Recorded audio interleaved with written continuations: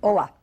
Lembra do nosso velho começo, não é? A química, aquela ciência que estuda a matéria era formada por átomos e nós vimos que esses átomos na natureza estão combinados através das ligações, buscando maior estabilidade. Então nós aprendemos ligação iônica, covalente. Lembrando da ligação iônica, nós tínhamos lá um metal, um não metal, alguém com vontade de doar elétrons, alguém com vontade de receber. Quando havia essa troca de elétrons, surgiam as cargas, não é? Os íons, partículas com carga. Nós vamos falar um pouquinho sobre essas cargas. Vamos dar uma olhadinha na tela. Então tá lá, olha, NaCl, o Na tem uma carga positiva mais 1, o Cl negativa menos 1. Então deu, recebeu. Essa carga, a partir de agora, nós podemos chamá-la de número de oxidação, ou carinhosamente de NOx. Então, NOx, ou número de oxidação, é essa carga que surge quando os elementos estão combinados. Agora, se você olhar o outro exemplo, H2, a ligação é covalente. E nesse exemplo, com átomos iguais, 2 hidrogênios. Então, não há a diferença de eletronegatividade entre eles, portanto, não temos carga. Então, aí a carga seria zero, uma partícula sem carga. A nossa aula agora vai o seguinte, nós vamos aprender a determinar o NOx das espécies químicas. Então você vai fazer um exercício, determine o número de oxidação dos elementos abaixo. Você pode ter 3 tipos de espécies químicas, uma substância simples, uma substância composta ou íons. Então o que nós vamos fazer agora é aprender a determinar a carga, o NOx, dessas 3 coisas, substância simples, composta e íon. Vamos para a tela e observar essas regrinhas. Regrinhas que você, vestibulando, tem que saber de cor. A gente costuma brincar, fala que de cor é de coração. Guarde elas no seu coração e na hora do vestibular elas estarão lá. Então olhem para a tela. Regrinhas para determinar o NOx, o número de oxidação. Toda substância simples vai ter carga zero. Então lembra que era uma substância simples, composta e íons. Então substância simples, zero. Quando você tem uma substância composta, você vai ter várias regrinhas dentro dessa subdivisão aí. Então, metais alcalinos, eu coloquei os mais importantes aí, o sódio, o potássio, mas são todos os metais alcalinos. E a prata tem carga sempre mais 1. Os alcalinos terrosos, os mais importantes, magnésio e cálcio, e o zinco, terão carga sempre mais 2. O alumínio tem carga sempre mais 3. Você pode se perguntar, nossa, mas por que 1, por que 2, por que 3? Você se lembra da aula de tabela periódica. Os metais alcalinos têm 1 elétron na última camada, então na família 1A. Os alcalinos terrosos têm 2 elétrons na última camada. O alumínio tem 3 elétrons. Sendo metais, gostam de doar o que tem na última camada. Por isso a carga ser mais 1, mais 2 e mais 3. O hidrogênio, ele normalmente, né, na maioria das vezes, tem essa carga mais 1, quando ele está ligado principalmente a não metais. Pode acontecer, é uma exceção, o hidrogênio está ligado a um metal, daí sua carga seria menos 1. Então, o oxigênio também, na maioria dos compostos, tem uma carga que é menos 2. Calcogênios, principalmente o oxigênio e enxofre, e os halogênios, flúor, cloro, bromo e iodo, quando estiverem na ponta direita de uma molécula, presta atenção um pouquinho, olha, nós estamos falando das regras para determinar o NOx. Então, isso daí é uma regrinha. Então, o calcogênios e halogênios, a regra só vale para esses indivíduos quando estiverem na ponta direita. Então, os calcogênios valem menos 2 e os halogênios valem menos 1, só na ponta direita. Nós acabamos de ver as regrinhas de substâncias compostas. Muitos elementos estão faltando, a gente tem só alguns elementos na regra. Então, uma substância composta, o somatório do NOx total, quer dizer, a soma da carga total tem que dar 0. Então, uma substância composta tem carga total 0. Nós vamos pegar um exemplo do carbonato de sódio para mostrar isso, né? E os exercícios são mais ou menos nesta linha. Então, você tem aí o carbonato de sódio. Pelas regrinhas, nós vimos que o sódio tem carga mais 1 e que o oxigênio tem carga menos 2. Eu não sei a carga do carbono, preciso descobrir a carga do carbono. Bom, como eu tenho 2 átomos de sódio nessa estrutura, então eu vou fazer 1 vezes 2 e ali em cima então eu vou escrever a carga total de cada elemento. Então o sódio contribui com mais 2. Menos 2 vezes 3 átomos de oxigênio, eu tenho uma carga total do oxigênio que é menos 6. Esse somatório da carga total, nós sabemos que tem que dar 0 por ser uma substância composta. Então, imagine que número que eu coloco ali no carbono, né, que quanto que o carbono contribui para que a soma dê 0. Então, mais 4. Então, como só tem um átomo de carbono, o NOx do carbono nessa estrutura é mais 4. Então, agora nós vamos ver os íons, né? Primeiro caso, o íon simples. Então, íon é partícula que tem carga simples porque tem só um elemento. NOx é a carga do íon, quando eu tenho um íon simples. Então, o NOx é a própria carga. Agora, quando tiver um íon composto, Então, íon, partícula que tem carga, composto porque tem mais de um elemento, tem o S e o O. Aí, nesse caso, o somatório das cargas, né, o somatório da carga total, não é zero como na substância composta. Aí o somatório tem que dar a carga do íon, que nesse exemplo é -2. Então vamos fazer a continha, como é que eu calcularia o NOx do enxofre, do oxigênio, nesse íon, SO4 2-. Então você sabe que o oxigênio, está na regra, ele vale -2. Vezes 4, a carga do oxigênio nessa estrutura é -8. Como é um íon composto, o somatório tem que dar a carga do íon, que é -2. Então, quanto vale o enxofre nessa estrutura? Bom, para que a soma dê -2, o enxofre vale mais 6.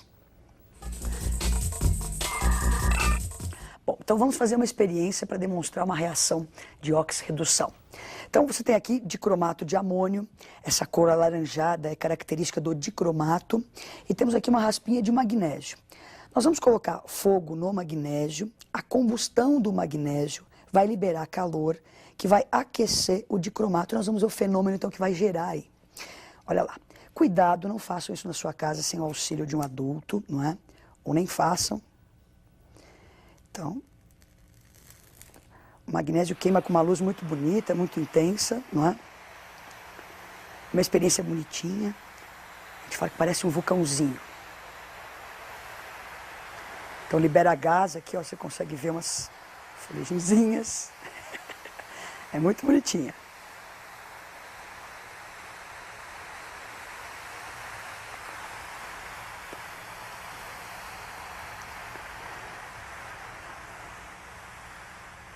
Olha só.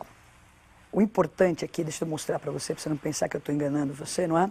Olha aqui, o magnésio quando queima, forma óxido de magnésio, que é esse pozinho branco aqui, ó. Então o magnésio ele não participou da reação aqui. Ele só deu o calor necessário para que se decompusesse, para que houvesse a decomposição do dicromato de amônio. Então, olha só, nós tínhamos algo que era laranja e ele ficou verde, não é? Então, essa mudança de cor é uma característica que nós vamos comentar daqui a pouquinho. Então, olha só, olhem para a tela. Vamos equacionar as reações que aconteceram ali. Nós temos o magnésio, uma primeira reação, ele queima com o oxigênio do ar, formando óxido de magnésio, aquela coisinha branca que sobrou ao final. E a outra reação, que aconteceu com o calor liberado pela primeira, então está lá o dicromato de amônio, ele se decompõe em óxido de cromo, nitrogênio e vapor de água. Então aquele pó verde que sobrou é o óxido de cromo 3. E o gás que foi liberado ali, nitrogênio e vapor de água. Então você conseguiu, olhando para essa reação, equacionando a reação ali no quadro, você conseguiu enxergar os elétrons? Nós não conseguimos, não temos essa visão além do alcance, não é? Para enxergar elétrons numa reação. Mas o NOx é a carga, e essa carga está ligada ao número de elétrons de um elemento. Então, com a ajuda do NOx, nós vamos poder observar o que acontece com os elétrons durante essas reações que nós fizemos aqui. Vamos dar uma olhadinha no NOx dos elementos que participaram das reações. Olha lá. Nós temos o magnésio, substância simples, tem carga zero. O oxigênio, também substância simples, também tinha carga zero. Já o que formamos, o óxido de magnésio, é uma substância composta. O magnésio alcalino terroso vale mais 2 e o oxigênio vale -2. Então, se você observa a reação, a substância entra de um jeito e sai do outro. Quer dizer, a carga, houve variação da carga, variação do NOx. Isso implica que o número de elétrons sofreu modificação. Então, o NOx é uma forma de você perceber o que ocorreu com os elétrons. Então, olha só, olhamos para a reação, vimos a variação do NOx. Isso indica que a reação é de óxido-redução. Então, uma reação em que ocorre transferência de elétrons, em que há variação do NOx, eu vou chamá-la de óxido-redução. Então, o que eu disse, você não consegue enxergar os elétrons para ver se houve ou não transferência de elétrons. Então, você faz o quê? Determina o NOx. Então, para gravar bem, olha para a tela lá. Então, uma reação de óxido-redução é aquela que tem transferência de elétrons, variação do NOx. Agora, nós vamos olhar de novo a reação e vamos especificar o que aconteceu com o magnésio e com o oxigênio. Nós vimos que é uma reação de oxidação, variou o NOx. Então, vamos olhar de novo para a reação. Então, tá lá, magnésio com carga zero, oxigênio zero, 2+ e 2-. Então, vamos ver o que aconteceu exatamente com o magnésio.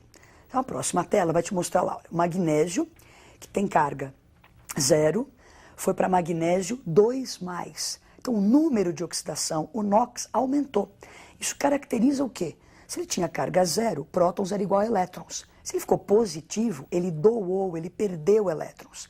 Então, durante essa reação, aconteceu uma oxidação. Então, o que é oxidar? É quando o elemento dá elétrons, o seu NOx aumentou. Então, o NOx aumentou, o elemento oxidou. Daí, o que aconteceu com o oxigênio? Vamos ver a próxima tela. Ele era zero, foi para -2, então a sua carga, o seu NOx, diminuiu. Isso caracteriza que ele recebeu elétrons. Esse processo em que o elemento recebe elétrons é chamado de redução. Então, oxidação, quando ele oxida, ele doou. Redução, quando ele reduz, ele recebe elétrons. Nós já sabemos o que é uma oxidação, já sabemos o que é uma redução. Vamos olhar a outra reação que tinha acontecido com o dicromato. Então, olha para a tela. Nós temos ali o dicromato, onde o cromo tem carga +6, e do outro lado, no produto, nós temos o cromo, o óxido de cromo 3, onde o cromo tem carga 3. Então, uma outra característica das reações de óxido-redução é essa mudança de cor. Então, o cromo 6 é aquela cor laranja bonita que nós vimos ali. Ele foi reduzido, né, sofreu uma redução a cromo 3, que tem a cor verde. Para as reações de óxido-redução, além de ter essa transferência de elétron, uma coisa que é bom que a gente lembre é essa mudança de cor. Agora, nós vamos voltar a falar dessas reações de óxido-redução, mas um outro aspecto agora. Nós tínhamos lá o magnésio, que é a reação mais simples. O magnésio, o oxigênio, formando óxido de magnésio. A reação acontece porque o magnésio encontra o oxigênio. Quando eles se encontram, o magnésio tinha vontade de dar elétrons e o oxigênio vontade de receber. Então o magnésio foi lá e doou elétrons. Então, na hora que ele está doando, ele provoca no oxigênio a redução. E o contrário, o oxigênio, a hora que recebe o elétron, provoca no magnésio a oxidação. Meio confuso isso, né? Mas nós vamos organizar isso direitinho. Esse provocar a gente chama de agente oxidante e agente redutor.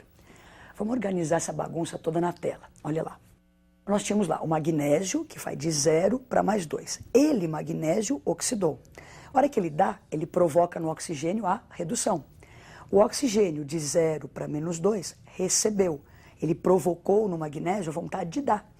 Então, quem é o agente oxidante, quem é o agente redutor? Vamos ver a próxima tela. O agente redutor é a substância que contém o elemento que sofre oxidação. O agente redutor é aquela substância que provoca a redução. Então, olha, a substância sofre oxidação, provoca a redução. Então, no nosso exemplo, o redutor é o magnésio. Quem é o agente oxidante, né? Então, o agente oxidante é a substância que contém o elemento que sofre redução. Quer dizer, é a substância que provoca a oxidação. Então, olha, eu provoco a oxidação, eu sofro redução. Então, no nosso exemplo, o oxidante era o oxigênio.